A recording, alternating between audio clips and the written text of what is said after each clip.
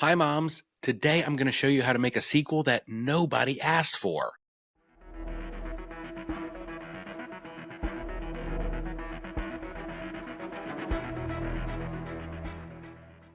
Hey everyone, my name is Joe from Create Context. This is the Weekly Movie Minute, and today we're going to talk about another simple favor. But before we talk about another simple favor, I want to visit the original film real quick. The first film was directed by Paul Feig, released in 2018, and is based on a novel of the same name that came out only a year prior. The book is one of those breezy airport Target type novels, the type of thing you pick up right before going on vacation and read on the beach as just a way to turn your brain off. The film adaptation does a great job of adapting this and keeping that same light and breezy feeling. The book truthfully reads a lot like Gillian Flynn's book Gone Girl.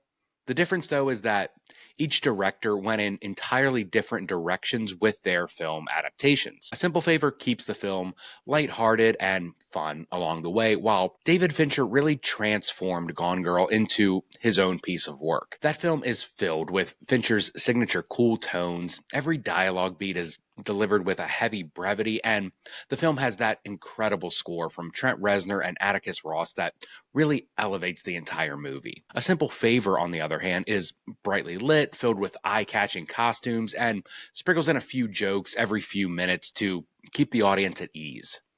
Even though this film is dealing with heady topics like murder, lies, and call them taboo relationships, A Simple Favor never rises above the feeling of a paperback that you pick up from Target. And honestly, that's fine. That isn't what director Paul Feig was going for. He wanted to make a slick summer movie that's easy and fun to watch. He did it on $20 million, and that's pretty cool. And for the most part, he nailed it. I didn't love A Simple Favor as much as Gone Girl or some other films in the genre, but I'm certainly not the target demographic. A Simple Favor really wants to be a movie about secrets, but it is actually a movie about bored, true crime obsessed stay-at-home moms. This film is catnip for stay-at-home moms or certain women or even men who just have too much time on their hands and dream of being caught up in a fantastical mystery. Like the works of Colleen Hoover, this book and film are a fantasy for women at a certain point in their lives. Just instead of dragons and magical princesses, it's true crime and getting caught up in crazy scenarios and having a super sexy Henry Golding happen to be there as well. Anna Kendrick in the first film plays Stephanie. She's a single widowed mom, and she's kind of the super mom. She is volunteering for every PTA event. She's making these incredible meals for her son, and she befriends the ultra cool and sexy Emily, played by Blake Lively. They both have their secrets, but Emily seemingly has it all. She has the gorgeous husband, the beautiful house, and a high-powered career in the city. Emily then vanishes under mysterious circumstances, and Stephanie inherits it all. Her small internet vlog that she's doing, it takes off. She moves into Emily's old house and ends up sharing a bed with Sean, Emily's husband. The first act, in particular, of A Simple Favor feels straight out of a Colleen Hoover book. The purple dialogue, brilliant set pieces, and taboo relationships. All is not as it seems, though, with Emily's death, and we soon start to learn more about Emily's past and the full extent of the secrets that she's been hiding. It's here where the first film starts to kind of fall apart, at least for me. None of it is necessarily bad, and the performances are pretty good throughout. Anna Kendrick really has a knack for playing the cute, perfect, put-together house mom, and Blake Lively just feels like she was born to play the woman everyone hates, but everyone also wants to be best friends with. It's just where the mystery goes is so well-worn territory that it isn't super interesting or compelling. Emily has a twin. The two sisters separate after a tragic incident of their doing. They become estranged. There's arson, murder, familial trauma. Again, none of it's bad. It's just the lowest hanging fruit for these type of breezy summer reads. The film ends in a satisfactory manner with the bad girl getting her comeuppance and Anna Kendrick saving the day. It doesn't feel like there is anywhere else for this story to go, but alas, Amazon MGM, in their pursuit of milking every dime they can out of their existing IPs, have asked us for yet another simple favor. I wanted to spend more time talking about the first film because, truthfully, this new one is not very good, and there's not a lot to talk about. I am going to go full spoilers into Another Simple Favor, so if you're sensitive to that, be warned, I suppose, but truthfully, it doesn't really matter. There is a mystery here, kind of, but it's so poorly written and conceived that it is not worth your time. This film picks up several years after the events of the first. Anna Kendrick Stephanie has turned the events of the last film into a book, and she has become something of an internet private detective, assisting police in capturing bad guys based off of leads from her audience. Again, it's a dream fantasy life for the hordes of stay-at-home mom internet sleuths. I hope this doesn't come off as patronizing to any stay-at-home moms who might be watching that are obsessed with true crime. I really like true crime as well. It is just a bit of an easy demographic to punch down on, and that's not my objective.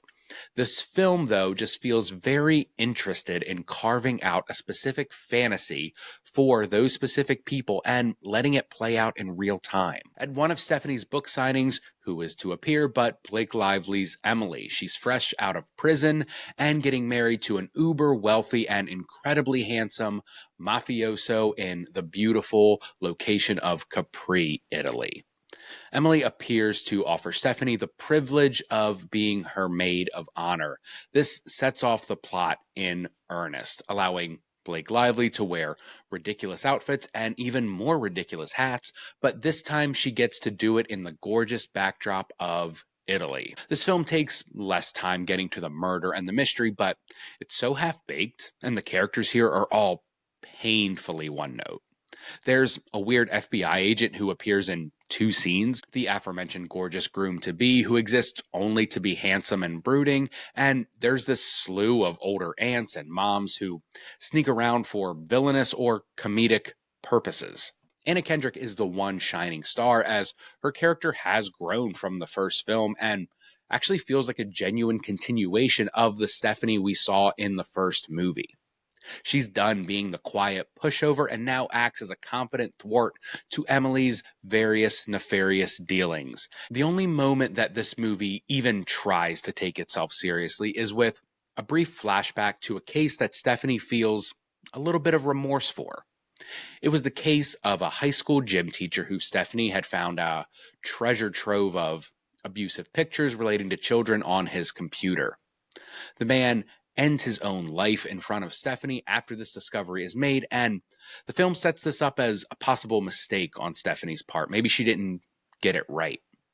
It gives this inkling of a larger theme that maybe true crime obsession and internet sleuthing isn't the best hobby, that it can lead to disastrous results, online harassment, and falsely accused individuals. It's a strong theme, if not one that has been done much better in recent memory, but just as soon as this big idea is presented, the film totally squashes it with a brief news segment saying, "Oh, we found out Stephanie was right about this. No harm, no foul." I recently got a chance to check out a new documentary called Predators. I saw it in a film festival, so I'm not sure if it has a distributor yet or will be making it to streaming, but this doc was a fascinating look at the life and legacy of a TV show called To Catch a Predator. What this doc is doing is it's not trying to make us empathize with the predators that are being caught. That is an impossible task and something no one would be open to, but what it actually does is shine a mirror on us, the viewer, and how complicit we are in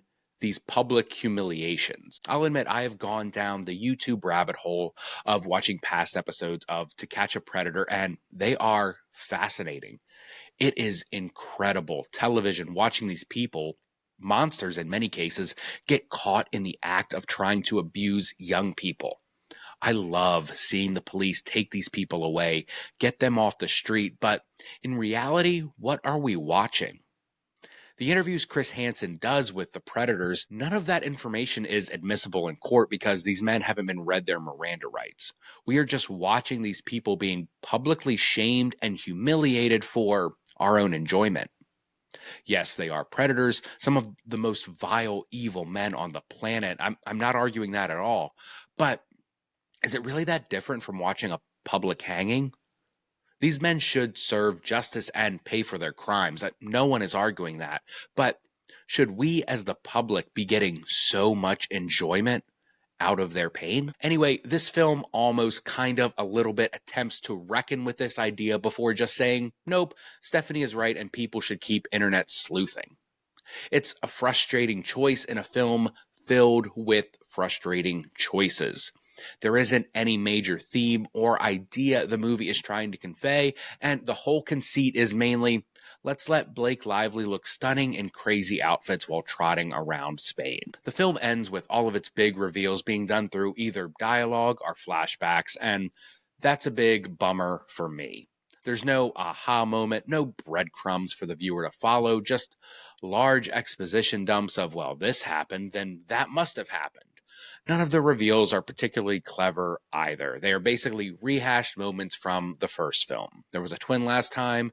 This time it's a triplet. It's just lazy writing that I struggle to connect with on any meaningful level. Truthfully, I would just watch the first movie. There isn't anything here to justify this sequel's existence. A Simple Favor may not have been a perfect movie, but it was competent and based off a pretty fun novel. This movie, Another Simple Favor, is just milking these characters to try and make them something they are not. Interesting. Thank you guys so much for hanging out at the Weekly Movie Minute. I know I said I would do a Thunderbolts, and I will do a Thunderbolts. I promise. I just haven't been able to get out to the theater yet, but as soon as I do, I will give you one. I am very excited about Thunderbolts and can't wait to talk about it. Thank you guys for hanging out, and I'll see you guys next time.